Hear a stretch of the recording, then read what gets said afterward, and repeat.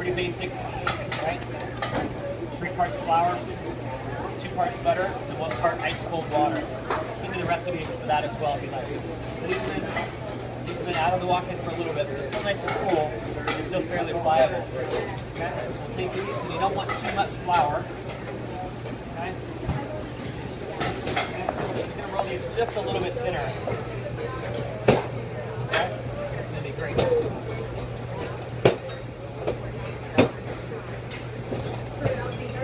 Yeah, it's going to be good. You can use any size you want, but I feel like for dessert, something that's about that big, that's the size of your palm, that's going to be what you want. Okay, so we'll take these. Okay, rip this part off. And that's about the size we're looking for quick dessert. Okay, so we'll do 1 for apple, we'll do 1 for peaches. What we're going to want to do is just thin this part out a little bit more. Okay, and then using a clean spoon. Okay. Add in some fresh apples here. About like so. Good.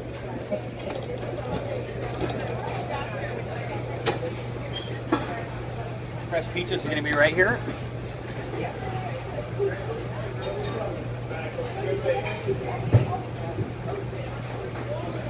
Just about like that.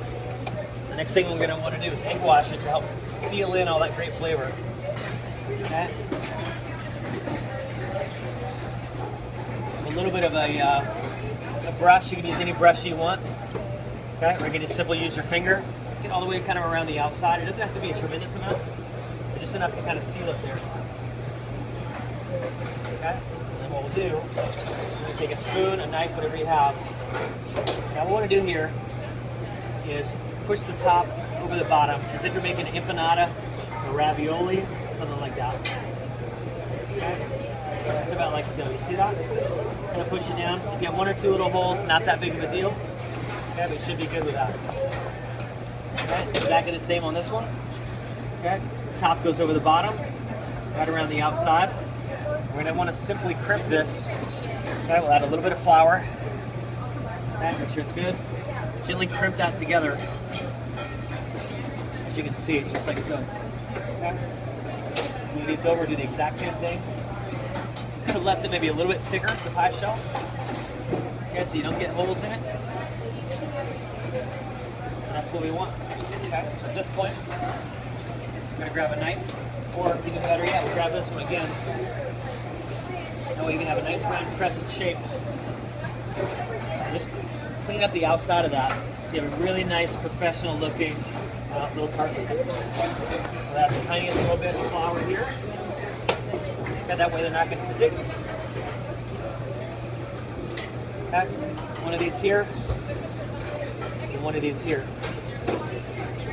Last thing we can do is add just a little bit more egg wash to the top of that.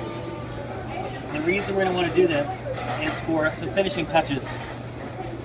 Okay, this is going to give it a nice shiny coat. It's going to make it nice and polished, like something you'd see in a nice French bakery. Okay, and then last but certainly not least, finish these with some turbinado sugar.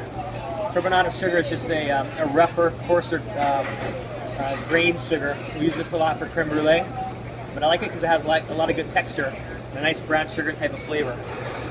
Okay, so we just want to add a little bit of this to the top. It's going to help it to give it a nice shine, a little bit of crunch. Okay, and a nice little finish so you definitely know it's dessert and not maybe one of the savory hors d'oeuvres that might be passing around at the same party. Okay? So it's that easy. So we're going to take these, we're going to pop these into a hot 350 degree oven. It should take about 15 or 20 minutes depending on if it's convection oven or not. We're going to head these to the oven, we're going to bring it back out, and we're going to finish our pies for you. Good cooking.